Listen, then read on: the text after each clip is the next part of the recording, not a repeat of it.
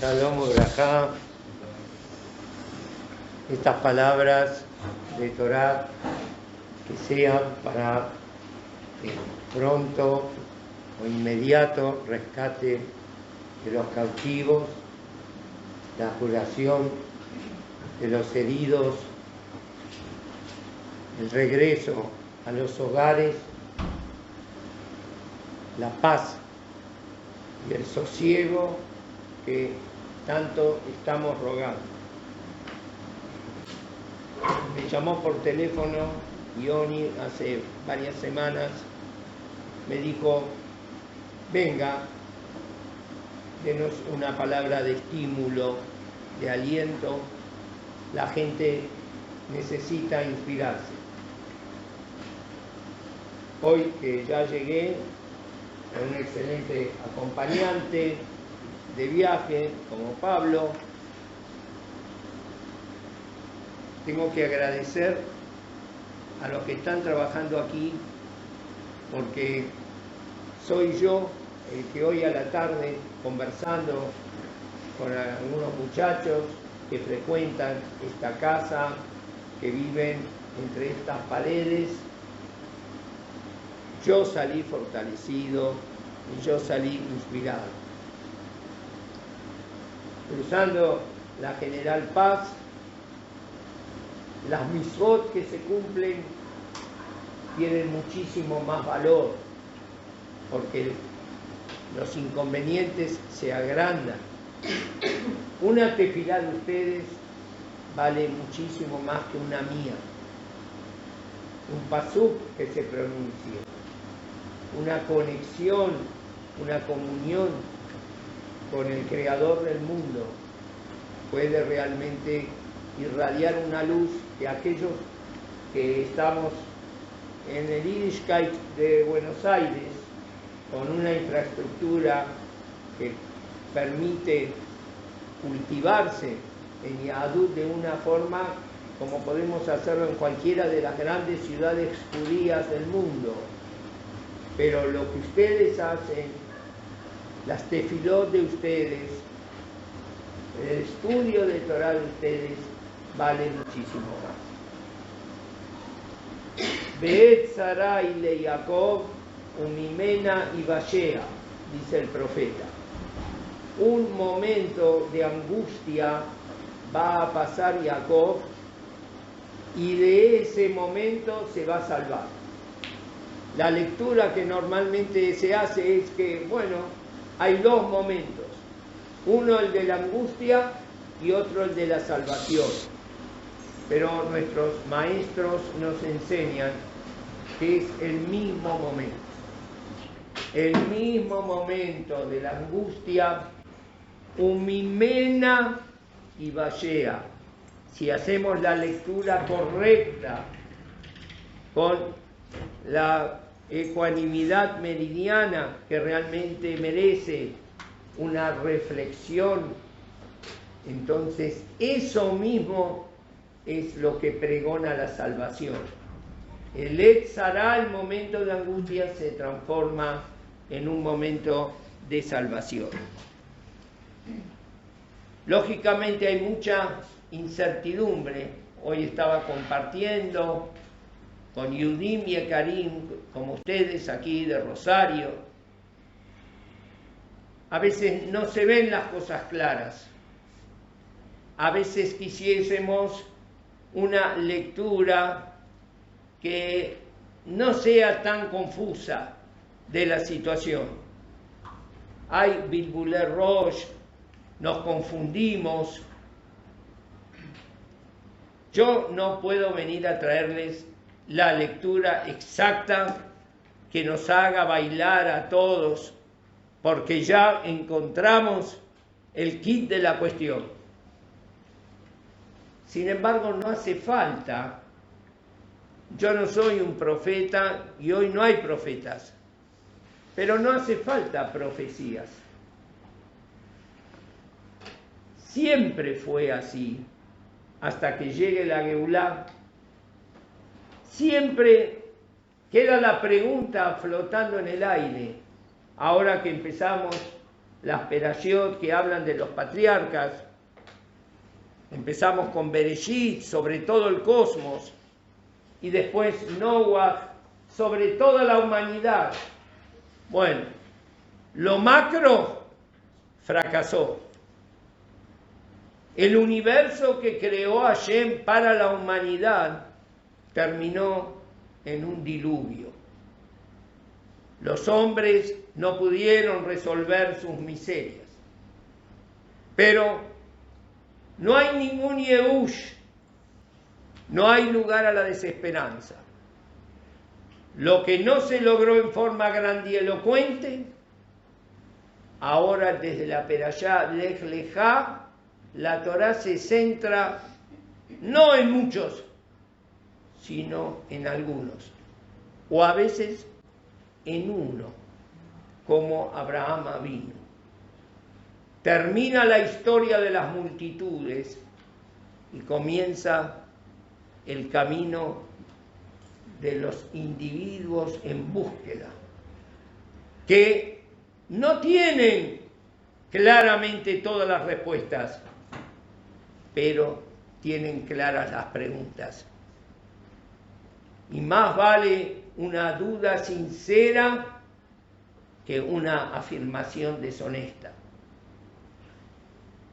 Padre e hijo van caminando por un paisaje montañoso que en ese momento no estaba edificado. Abraham vino y su hijo Isaac. Isaac hace la pregunta: Abí, mi papá, maintate, ine ha'esh ve'aetzim, ve'aye hace leolá. He aquí está el fuego y también los maderos. ¿Dónde está el corderito para la ofrenda? Porque falta lo más importante. Le contesta Abraham Avinu: a Elohim ir'e lo hace leolá bni. Dios nos va a mostrar cuál es la ofrenda. Que era el mismo Isaac, pero que después no fue Isaac. Apareció un corderito que hasta ese momento no se conocía. Para tener emuná, hay que tener emuná. Una vez me dijo un señor: me encantaría ser como ustedes, participar de la emuná, que no es la fe, sino la fidelidad.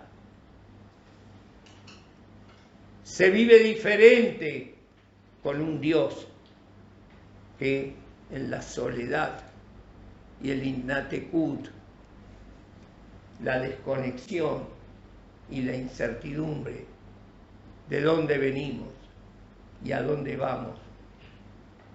Pero no puedo. ¿Cómo hago para tener emuná? ¿Dónde la venden? Yo soy buen comprador, pero ¿cómo la quiero? Hay que tener emuná para tener emuná. Hay que saber que si un niño, un bebé, que no puede inteligir nada, es muy, muy pequeño para poder razonar, ni siquiera sabe expresarse, no sabe ni hablar, pero sabe llorar. Y si no le atienden su llanto, tiene varios volúmenes, empieza a gritar más fuerte. Y si no, los berridos superan todos los decibeles. Lo tobli, no estoy bien, tengo sed. Sed ¿de qué? ¿De whisky? ¿De petróleo? Él tiene sed de lo único que puede beber, la leche de mamá. Él no sabe decirlo, ni siquiera sabe cómo es, pero cuando ya está tomando, se calma. Hay que tener emuná para tener emuná. Este niño tiene sed, y si tiene sed, existe lo que él está necesitando. Si tiene sed de leche, la leche existe aunque nunca la vio y aunque él no la pueda pedir. No hace falta ser filósofo.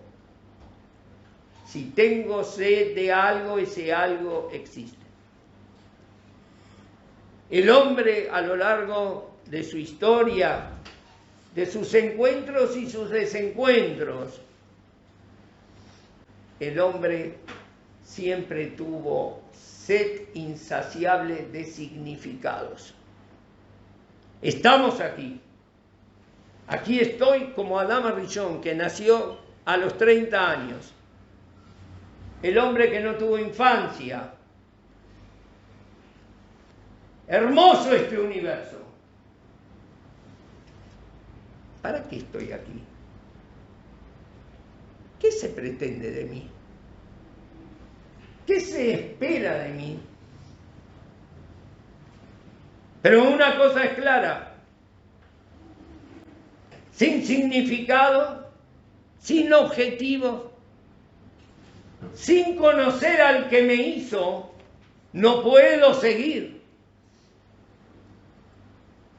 Esta búsqueda, a veces erramos el rumbo, y hubo pensadores que dijeron, no. El hombre necesita únicamente comer y dormir y divertirse un poco. No necesita nada espiritual. Pero Dios y la Torá y la vida eterna, no seas inocente e ingenuo. Eso te lo cuentan los sacerdotes y los rabinos, que ellos la quieren pasar bien, los capitalistas, porque mientras vos estés pensando en el otro mundo, no vas a hacer reclamos en este mundo. Y eso es que la religión es el opio de los pueblos. En forma más que peyorativa, lo dijo Lenin. Es una droga para que no exijas lo que realmente te corresponde. La revolución más grande de la historia fue la revolución soviética.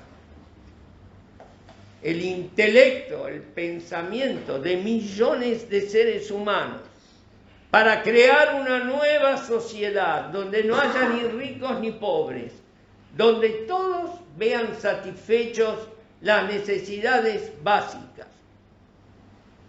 Y el Hafez Haim en aquel momento dijo, esto va a durar 80 años. Y así fue, duró exactamente 80 años. Pero antes de los 80 años en que se desintegró desde adentro, no desde afuera, porque siempre nos vendían, bueno, va a haber un enfrentamiento entre el mundo capitalista y el mundo socialista, y bueno, eso va a ser la guerra de todas las guerras. No, nada de eso. Se desintegró de adentro. ¿Cómo es que se desintegró de adentro? La revolución soviética fracasó en sus objetivos, y uno puede decir, sí, porque la gente no aguantó más, y por eso lo desarmaron desde adentro. Los mismos ideólogos y jerarcas que lo mantenían en la época de Gorbachev lo desarmaron desde adentro. Fracasaron. Yo no diría que fracasaron, porque lo que ellos se habían propuesto lo lograron. En la Rusia del zar Nicolás, la gran mayoría no comía La gran mayoría no se vestía. La miseria y la desigualdad en que muchos se morían de hambre y unos pocos de indigestión, era el pan nuestro de cada día. Y ellos lo solucionaron. No había hambre en la Unión Soviética. Bueno, tampoco era la lujuria que se puede vivir en el occidente, pero el hambre terminó. Los servicios médicos para todo el mundo. Vestimenta, todo el mundo vestía. Educación, era el único país con educación secundaria y universitaria obligatoria. No fracasaron. Y sin embargo, a pesar de ese éxito, la gente no estaba feliz. El hombre estaba sediento porque lo más importante no era vivir. Me doy cuenta ahora que tanto busqué el pan y busqué la vestimenta y unas vacaciones y escuchar un concierto. Vivir. Y esto lo hago. Pero la gran pregunta, ¿para qué? ¿Qué sentido tiene la vida? No es como me habían hablado de una dialéctica entre clases. No, la dialéctica esa terminó. Y sin embargo estamos desconformes, porque la vida la tenemos, pero el para qué vivir, somos pobres paupérrimos, que vegetamos y nos vamos de aquí en una angustia existencial, en un vacío, en un Jaim Belitogen. Y si hay tanta sed de Hashem, como vemos, el primer enfrentamiento que habla la Torá no es un enfrentamiento quién va a comer. El enfrentamiento entre Caín y Abel es un enfrentamiento cómo y a quién le baja el fuego de Hashem para aceptar la ofrenda.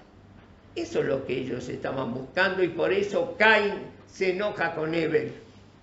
Estaba buscando unirse a Hashem y lo entendió todo muy mal y el primer asesino fue el primer religioso, porque es el primero que hace el inventor de la religión, parece, el que hizo la primera ofrenda. El hombre necesita que baje un fuego del Shamaim. Caín se equivocó. ¿Por qué a Abel le bajó? Que es un copión que me trató de imitar y a mí, que tengo la personería jurídica y la propiedad intelectual de los korbanot, a mí no me bajó. Pero Boriolam le pregunta, Lama Haralach, Lama Nafelu Paneja, ¿qué te pasa, Caín? ¿Por qué estás desanimado y deprimido? ¿Por qué decayó tu rostro? ¿A mí me lo preguntás? Este copión de Abel, mi hermano, Beuevi Gam mi Bejonot sonó, en vez de venir al templo que yo abrí, se abrió un templo aparte. Y vos, en vez de discutirle, vos aceptaste su ofrenda. Caín, querido, a él le bajé un fueguito del cielo. Y contigo estoy hablando, te estoy preguntando. ¿Qué más cariño que el dirigirme a ti y preocuparme por tu estado anímico? No se dio cuenta, pero eso es lo que el hombre necesita. Sentirse al lado de Hashem. Y a veces nos faltan datos. Ineaesh veaitzim, veayea seliola. Aquí está la madera y aquí está el fuego. Pero ¿cuál es la ofrenda? Esa es la pregunta. Ayé me con que bodó le arizó. ¿Dónde está el lugar de la gloria de Hashem para que lo adoremos? Esa es la gran pregunta que sale genuina de lo más profundo del alma. Y eso es lo que mueve la historia, no qué vamos a comer, sino para qué comemos. Y la respuesta del papá, a Elohim ir lo hace Leolam venir. Mira, Boreolam nos va a mostrar, no te desilusiones, pero no tengo la respuesta exacta, clara y meridiana, pero sí algo está muy claro. Aquí en esta habitación está Boreolam, está Kadosh Baruj Hu.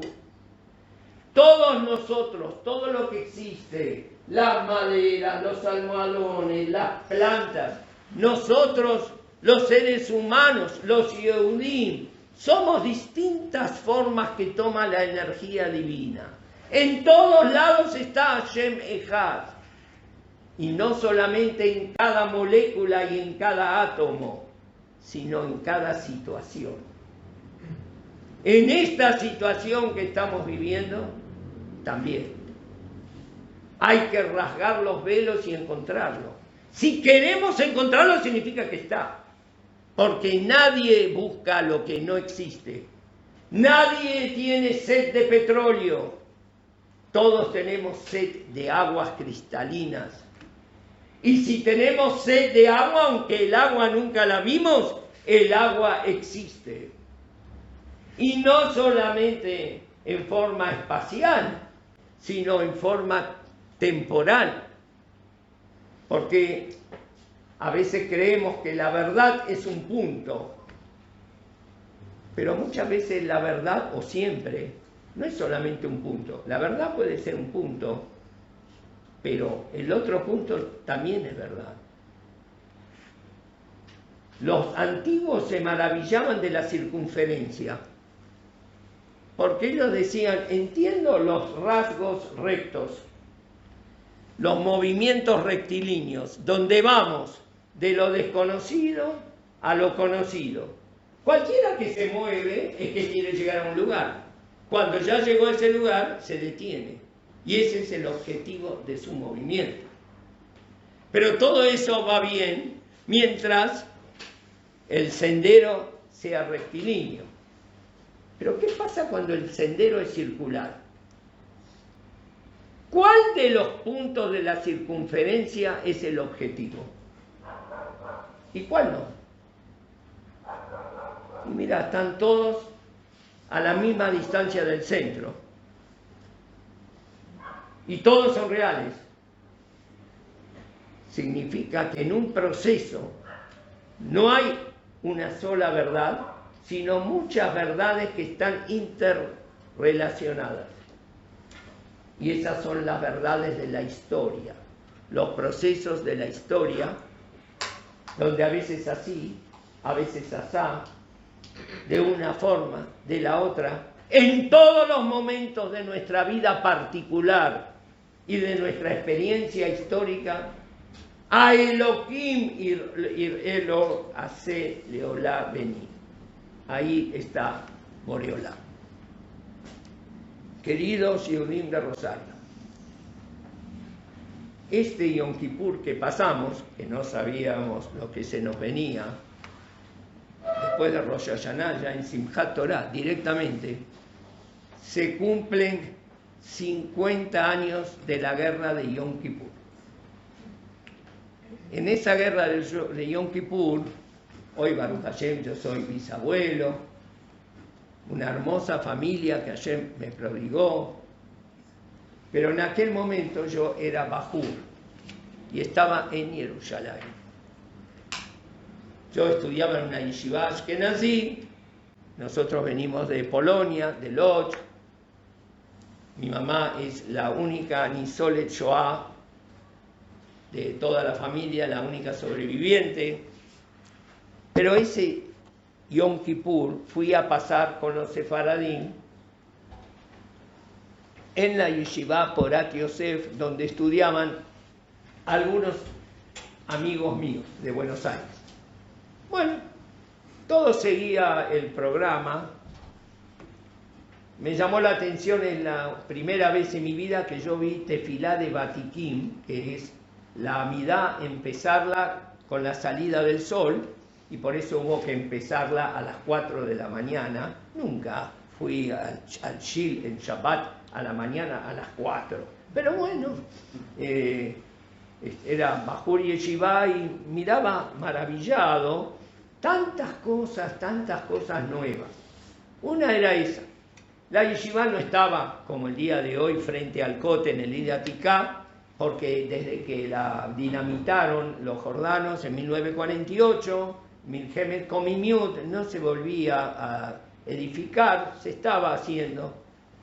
Estaba en Katamon, la Yeshiva.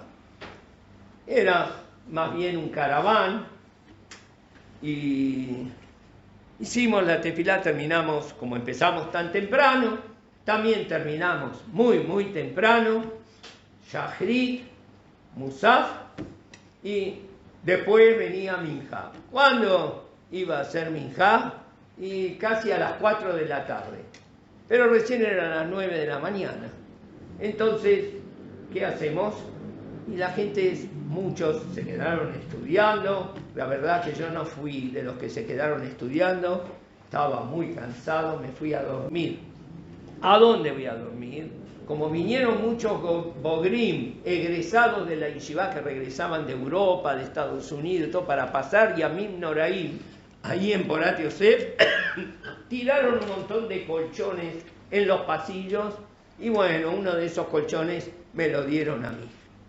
Y me entregué en los brazos de un apacible sueño, después de haber madrugado, y hasta ahora nada se alejaba de la rutina. Hasta las 2 de la tarde. A las 2 de la tarde me desperté, porque se despertaron todos, y se despertaron todos por la sirena, la Azaká, que era la primera vez que yo la escuchaba. La Azaká que me hizo comprender hasta el día de hoy lo que significa la teruá del shofar.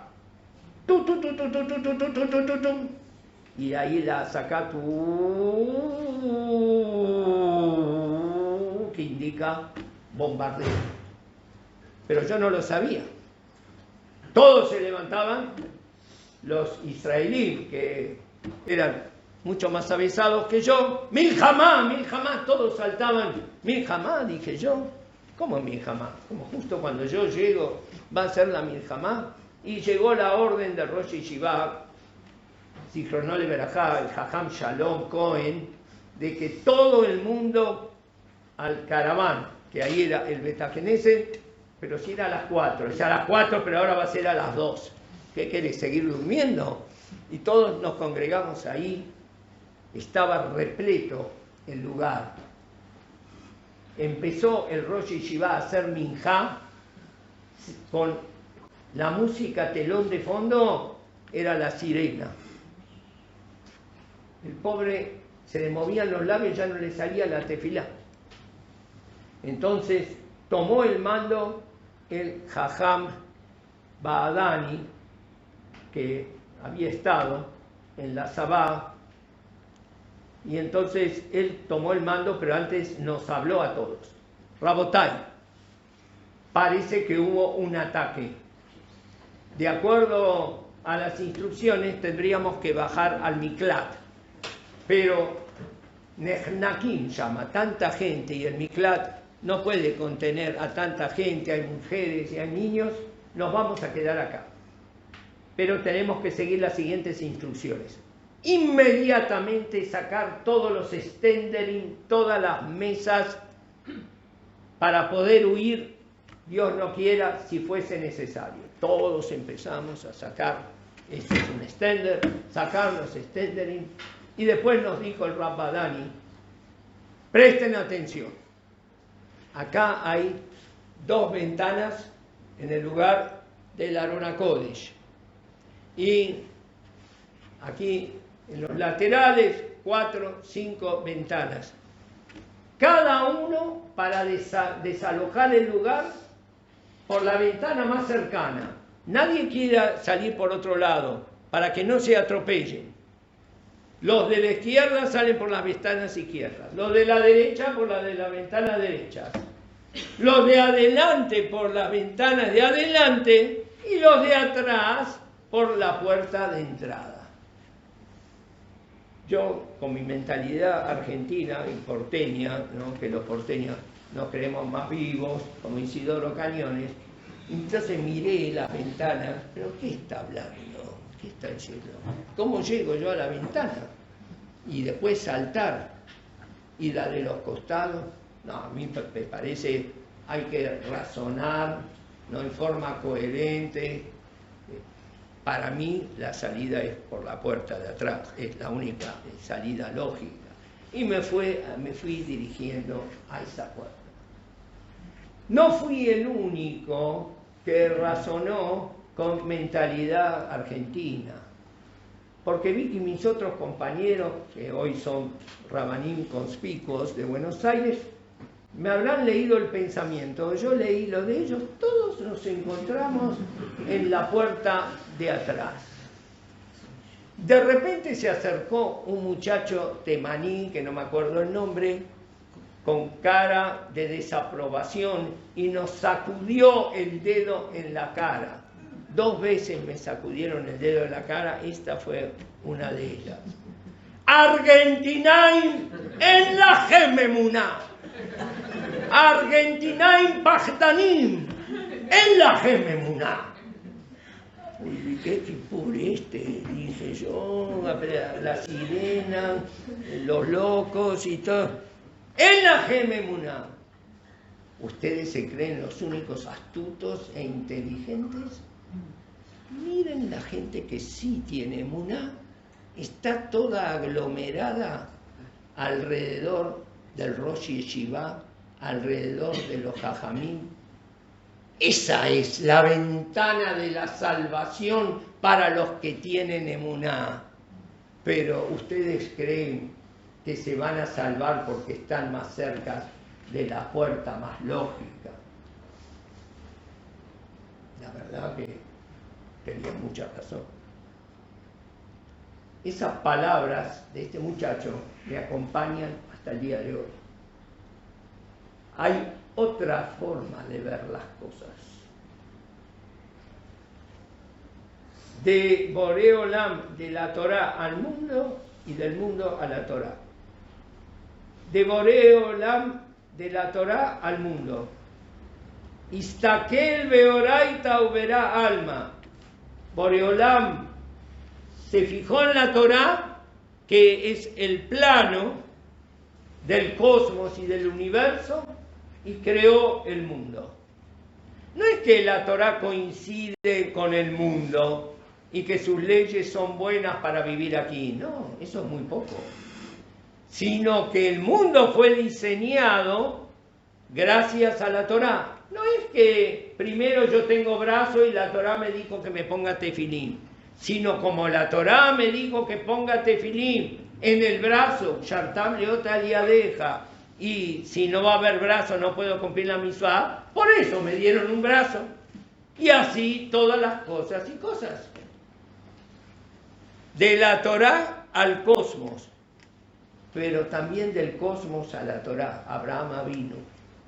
Abraham vino después de muchas generaciones, 20 generaciones de desvío de los objetivos originales de la creación, que se desvirtúa la creación porque se desvirtúa el personaje principal, que es el hombre. Ya la Torá se olvidó. Abraham Avinu no puede leer la Torá, que como dijimos hoy a la tarde no es ni filosofía, ni teología, ni moral, ni historia, ni ética, ni religión, ni ninguna de esas disciplinas, aunque tenga de todas ellas. La Torá es nada más y nada menos que el pensamiento de Akadosh Baruj Hu, hecho letra. El pensamiento de Akadosh Baruj Hu hecho letra. Hay quien lee la Torá y crea el mundo. Y hay que lee el mundo como Abraham Avinu y llega a la Torá. Que por eso dijeron que Abraham Avinu cumplió todos los mitzvot antes que fuera dada la Torá. Simplemente porque vio las cosas del mundo y en su lectura exacta y meridiana entendió para qué habrá sido creado cada cosa y cosa. No es que hacemos kiddush con vino, sino que porque existe el kiddush, por eso existe el vino. El vino no se creó para los borrachos, el vino se creó para los mekadeshim, para los que hacen kiddush. Una cosmovisión totalmente diferente. Una persona que tiene esta cosmovisión convive en el mundo con otros que no tienen esta cosmovisión. Viven en un mismo mundo, pero son mundos diferentes, totalmente diferentes. Entonces, podemos estar muy confundidos. ¿Qué es lo que quiere Hashem con nosotros? ¿Por qué este sufrimiento, este derramamiento de sangre? ¿Por qué cautiverio? Hijos que están separados de sus papás, de sus mamás, mamás y papás, ya cuántas semanas, Baruch Hashem, algunos hoy se pudo rescatar a uno más, pero ¿qué pasa? ¿Qué es lo que está pasando? Es muy, muy, muy difícil. Yo no me mando la parte de estadista ni de politólogo, pero cuando escuché, con todo el respeto y el cariño que le profeso, el primer discurso de Netanyahu, la verdad que no me cierra. Él habló con todo corazón: vamos a ganar esta guerra. Se van a arrepentir de lo que hicieron. Rabotay, acá no se trata de Kojibe o Semiyadí, de mi fuerza, de mi capacidad. Acá no es un arreglo de cuentas entre dos pandillas. Acá no podemos decir, me la hiciste, me mojaste la oreja, ahora vas a ver. Hace shalom. Tampoco una autocrítica que no cierra. ¿No sabés qué pasó? Falló la Shin Bet. El Mossad no está en sus mejores momentos. Recordamos en la guerra de los 6 días, cuando en 6 días se pudo acabar y eliminar la aviación egipcia, los aviones egipcios MiG que habían recibido la Unión Soviética no pudieron ni siquiera despegar. Los hicieron explotar en las pistas en Egipto. El ejército sirio se tuvo que replegar del Golán. Yo me acuerdo, iba a la escuela secundaria en Buenos Aires, Juan Martín de Porredón, y en aquel momento eran las épocas bravas de Tacuara y no estaba mal hablar de los judíos. En las paredes, haga patria, mate a un judío. Los compañeros nos hacían esta señal: primero vamos a acabar con los judíos de allá y después nos vamos a dedicar a ustedes. Nos decían a nosotros. La verdad que estábamos muy, muy asustados. Ahí sí, ahí cuando actuó el Mossad y cuando actuó el Sal y Moshe Dayan y todos ellos, ahí ese era la Medina y ese era el ejército. Y ahora qué triste papel. ¿Cómo no se dieron cuenta?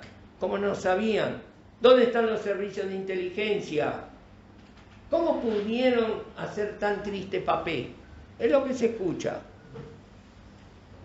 Mi humilde opinión, ni antes estuvieron tan bien, ni después estuvieron tan mal. Ni antes estuvieron tan bien. Con la cabota a Moshe Dayan, a los soldados que luchan para defendernos, con la cabota a las buenas intenciones de todos los que participan A nosotros nos salva Kadosh Baruj Hu. Ki bechol dor vador omdim alenu lechalotenu. Beakadosh Baruj Hu matzilenu miyadam. A nosotros nos salvó Hashem en el 67. Los demás con la cabot, pero Akadosh Baruj Hu estaba atajando los penales. Y a veces somos muy ingratos y decimos mi fuerza, mi capacidad. Y hoy no es que fue negligente el Mossad, la Shin Bet, el ejército. Bueno, cualquiera puede cometer errores, pero ¿por qué antes Hashem no lo permitiste y hoy sí lo permitiste? Esa es la pregunta. That is the question. Ese es el to be or not to be nuestro. Y la respuesta tiene que ser siempre reflexiva. ¿Dónde estamos nosotros? ¿Dónde está nuestra unión? ¿Dónde está el Am Israel? ¿Y en qué podemos mejorar? Llama mucho la atención. En épocas como estas, de inclusividad, que no hay nada exclusivo, todo es inclusivo y todo se permite, y ya no hay más degeneración, porque, bueno, cada uno que haga lo que quiera. Hombres con hombres, hombres con mujeres, mujeres con mujeres, y todo. Bueno, si a él le gusta así, así. Y nos olvidamos que el mundo que creó Akadosh Baruj Hu en Bereshit dice Lemineu. Cada cosa es lo que es. Serás lo que debes ser o no serás nada, dijo San Martín. Pero no hace falta San Martín. Desde el principio la Torá dijo Lemineu. Y Boreolam creó Yetzirot, Surot, que tienen su identidad y que hay que respetarla. ¿Qué es una degeneración? Para entender lo que es una degeneración hay que entender lo que es una generación. Y una generación es que Hashem generó una especificidad en cada criatura y criatura. Y esa criaturicidad hay que respetarla. Al pan, pan y al vino, vino.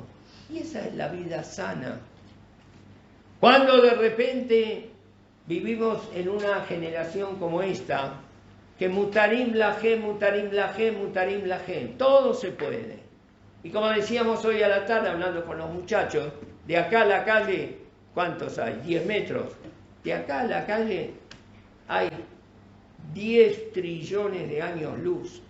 Porque lo que yo estoy hablando, y el ambiente que hay en la calle, 10 trillones de años luz, no lo que está diciendo este rabino, es retrógrado, oscurantista, fundamentalista, medieval, inquisitorial, bueno, seguime dando mi Shebeirach, pero este sí es el discurso de siempre, y es el discurso de la Torá. Qué raro que en esta época de tanta libertad, de tanta tolerancia, de que no se puede, cuidado al chico, no lo reprendas demasiado, porque puede levantar el teléfono y guay de ponerle la mano encima, porque te denuncia el hijo, puede denunciar al padre a la policía, y bueno, vos estás abusando de menores, que sí, mi hijo.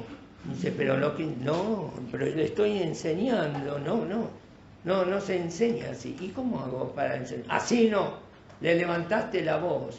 En una época como esta, que no se puede levantar la voz, no se puede decir nada, de repente un derramamiento de sangre atroz. Y se hablan los rehenes, ¿no? Si se devuelven todos los presidiarios árabes que están ahí por terrorismo, entonces vamos a liberar a los rehenes. Pero la palabra rehén ya entró en el léxico. ¿Y cómo puede ser rehén? ¿Y qué tiene que ver toda esta gente? Si son que no tienen ninguna participación y nada, son los rehenes. Y ya parece lícito. ¿Dónde están tus derechos humanos? No sos ni derecho ni humano. ¿Dónde está toda esa retórica? Y una personalidad aquí en la República Argentina que ocupa una magistratura inferior a la del presidente de la Nación, pero ahí nomás. Cuando le hablaron de todo esto, dijo, hay que escuchar la otra campana. Hay dos campanas. Hay que escuchar la otra campana. A dos niños que los encadenan y los queman vivos. ¿Qué otra campana se podría escuchar para justificarlo? Te olvidaste de tus discursos, de tus declamaciones, de libertad, libertad, libertad, porque esos niños no tuvieron el derecho y la libertad de seguir existiendo. Significa que nunca esa proclamación de libertad fue real y fue genuina. Esto que hay que escuchar la otra campana es lo mismo que decía Hitler y Max Gemont. Cuando en los años 30 le decían cómo estás tratando a los judíos, cómo la gente odia a los judíos, ¿no te da lástima? Y él contestó, por algo será. Significa si al judío nadie lo quiere, por algo será. Ese por algo será no es muy distante a que hay que escuchar la otra campana. Porque si los judíos nadie los quiere, por algo será. Y esa es la otra campana. Ese por algo. Nosotros tenemos que utilizar todo esto no atacando al palo, sino el que maneja los palos de la historia que surgen de nuestros desvaríos. El hombre erró su rumbo y tiene que recuperarlo. Y podemos recuperarlo. Y lo vamos a recuperar. Aquí sí tenemos que estar nosotros seguros de la victoria. Todo es la salvación de Hashem. Una vez dijo Rav Shach, porque ahí trae la Gemara, ¿cómo decimos en la Midá? Aquel Agadol Agibor Beanorá, que Hashem es grande, es poderoso y es temible. Si esto no estaría escrito en la Torá, no se podría decir. Porque cualquier atributo, por más grandilocuente que sea, lo limita a Hashem. De Hashem no podemos decir nada. Lejá dumia teilá. El silencio es la alabanza más elocuente.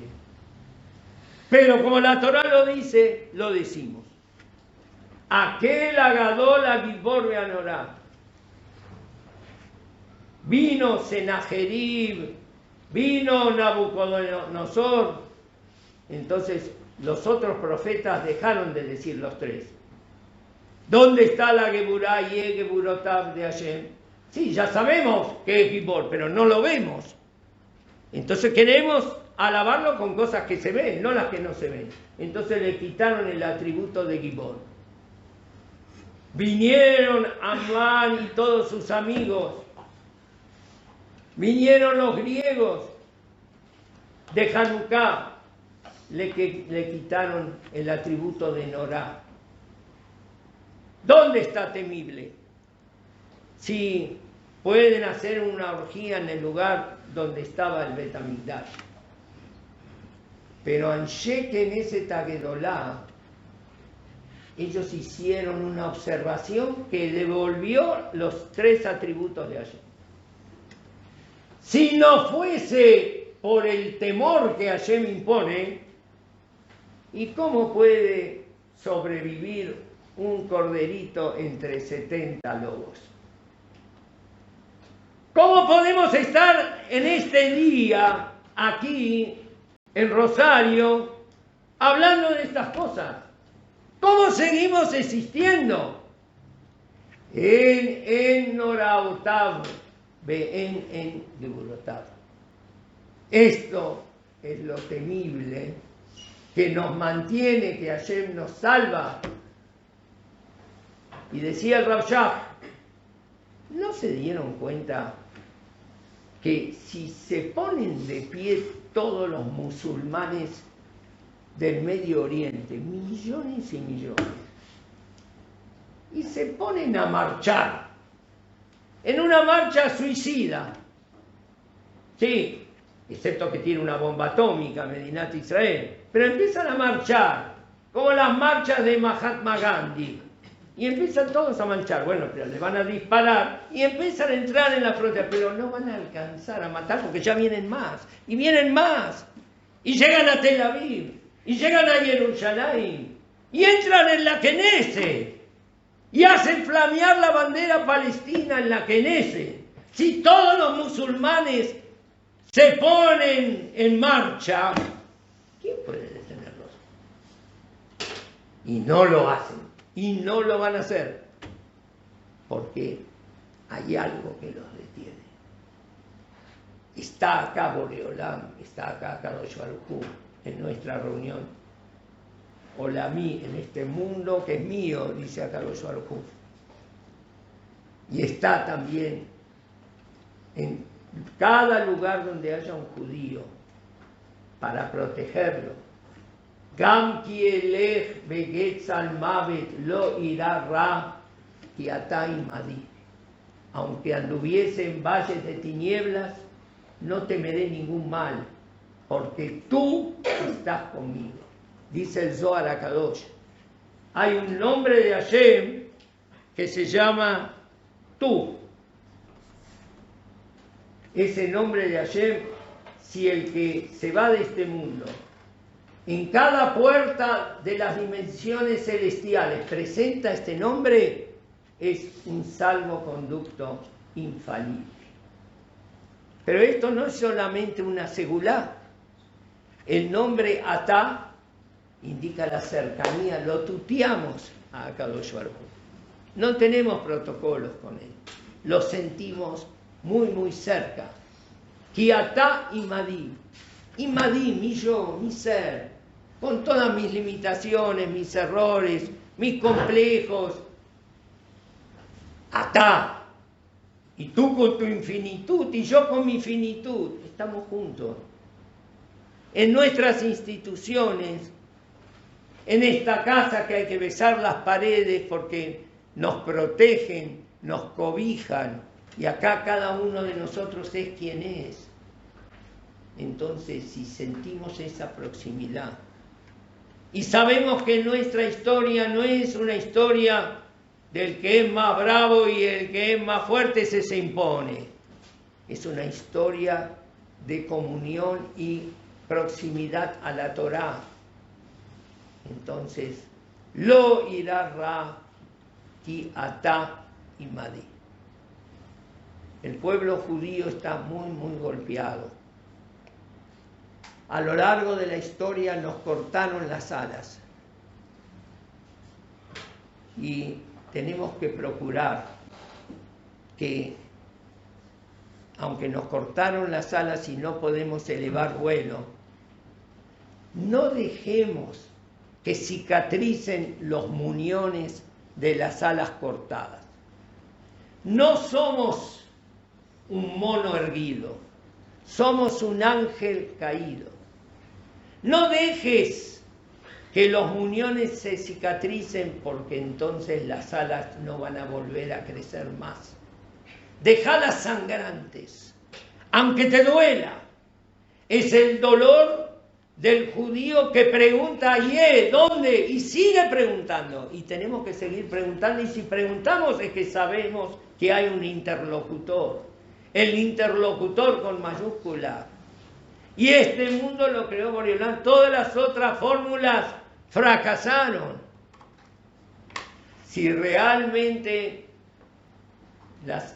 los muñones no cicatrizan, las alas van a volver a crecer y van a dar plumaje y vamos a poder batirlas y vamos a poder elevar vuelo y vamos a ver las cosas desde arriba, como es nuestra auténtica vocación.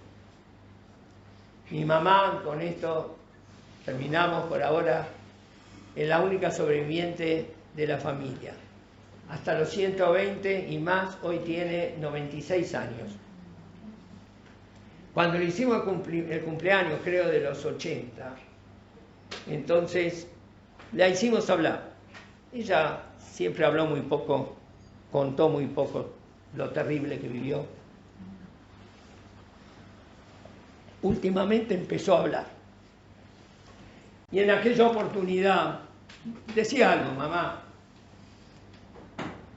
Cuando llegué a Auschwitz, a los 12 años, de Lodz a Auschwitz, en el primer transporte, me pusieron a lavar los baños.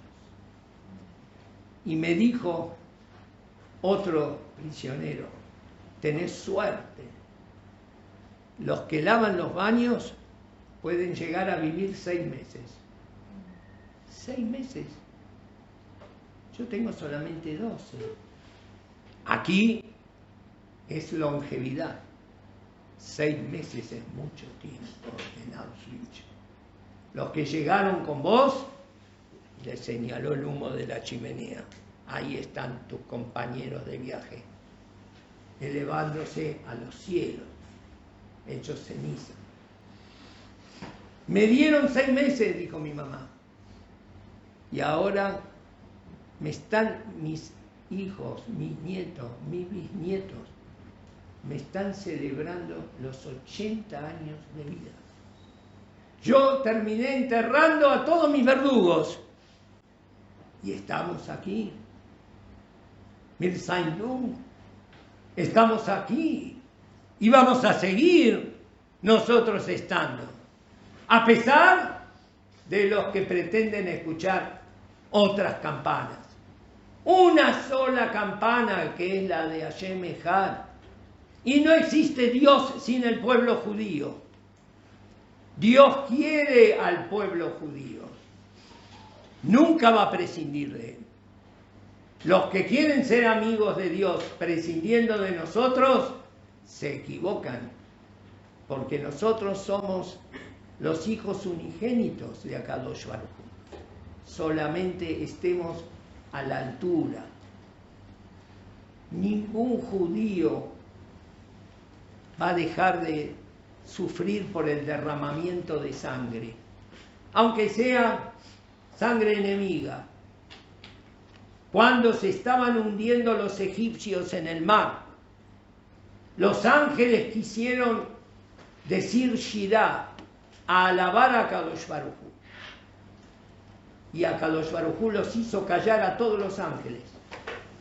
Maasei Yadai Tovim Bayam Beatem Ombrim Shirah. La obra de mis manos se están hundiendo en el Mar Rojo y ustedes quieren entonar un cántico. Sí, pero esos que son Maasei Yadeja eran esclavistas, inmisericordes, eran crueles, salvajes que arrojaban a los niños al Nilo. Es verdad, pero no dejan de ser la obra de mis manos. Se van a unir, pero no en medio de canciones, de burlas y de risas. Baruch Hashem, nosotros los Yehudim, lamentablemente, Akam le orgueja, Ashkem le orgó. El que quiere matarte, madrugá y matalo antes. Pero nadie canta y nadie se satisface con el derramamiento de sangre de la obra de Akadosh Baruj Hu. Esperamos un mundo mejor, un mundo de sosiego, un mundo de paz. Vayagor Zeev in Keves, Benar Katan in Ogbam. pasará el lobo con el corderito y un niño los pastoreará a los dos.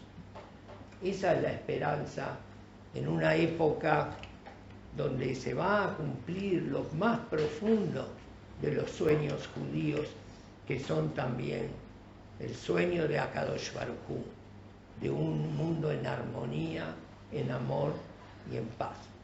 La guerra no se libra en el Medio Oriente únicamente, también en Buenos Aires, también en Rosario.